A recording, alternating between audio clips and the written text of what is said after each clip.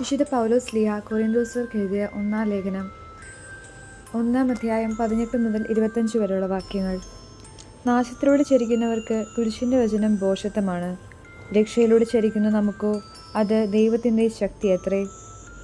വിജ്ഞാനികളുടെ വിവേകം ഞാൻ നശിപ്പിക്കും, വിവേകികളുടെ വിവേകം ഞാൻ നിഷ്ഫലമാക്കും എന്ന് എഴുതപ്പെട്ടിരിക്കുന്നുവല്ലോ.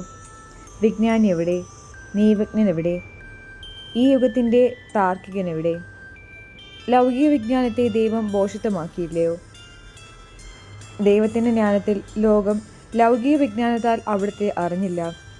തന്മൂലം വിശ്വസിക്കുന്നവരെ സുവിശേഷ പ്രസംഗത്തിൻ്റെ ഭോഷത്വം വഴി രക്ഷിക്കാൻ അവിടുന്ന് തിരുമനസ്സായി. യഹൂദർ അടയാളങ്ങൾ ആവശ്യപ്പെടുന്നു, ഗ്രീക്കുകാർ വിജ്ഞാനം അന്വേഷിക്കുന്നു. ഞങ്ങളാകട്ടെ യഹൂദർക്ക് ഇടർച്ചയും വിജാതിയർക്ക് ഭോഷത്വവുമായ ക്രൂശിക്കപ്പെട്ട ക്രിസ്തുവിനെ പ്രസംഗിക്കുന്നു. വിളിക്കപ്പെട്ടവർക്ക് യഹൂദരോ ഗ്രീക്കുകാരോ ആകട്ടെ ക്രിസ്തു ദൈവത്തിൻ്റെ ശക്തിയും ദൈവത്തിൻ്റെ ജ്ഞാനവുമാണ്. എന്തെന്നാൽ ദൈവത്തിൻ്റെ ഭോഷത്വം മനുഷ്യരെക്കാൾ ജ്ഞാനമുള്ളതും ദൈവത്തിൻ്റെ ബലഹീനത മനുഷ്യരെക്കാൾ ശക്തവുമാണ്. നമ്മുടെ കർത്താവായ മിശിഹായ്ക്ക് സ്തുതി.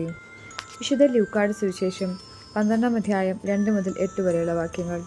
മറിഞ്ഞിരിക്കുന്നതൊന്നും വെളിച്ചത്ത് വരാതിരിക്കുകയില്ല, നിഗൂഢമായിരിക്കുന്നതൊന്നും അറിയപ്പെടാതിരിക്കുകയുമില്ല. അതുകൊണ്ട് നിങ്ങൾ ഇരുടത്ത് സംസാരിച്ചത് വെളിച്ചത്ത് കേൾക്കപ്പെടും, ചെവിയിൽ സ്വകാര്യ മുറികളിൽ വെച്ച് ചെവിയിൽ പറഞ്ഞത് പുരമുകളിൽ നിന്ന് പ്രഘോഷിക്കപ്പെടും.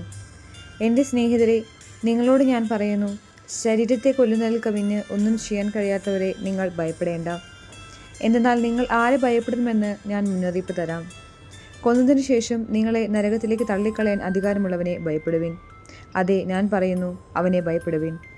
5 കുരുവികൾ 2 നാണയത്തുട്ടിന് വിൽക്കപ്പെടുന്നില്ലേ? അവയിൽ ഒന്നുപോലും ദൈവസന്നിധിയിൽ വിസ്മരിക്കപ്പെടുന്നില്ല. നിങ്ങളുടെ തലമുടി ഇഴ പോലും എണ്ണപ്പെട്ടിരിക്കുന്നു. ഭയപ്പെടേണ്ട, നിങ്ങൾ അനേകം കുരുവികളെക്കാൾ വിലയുള്ളവരാണ്.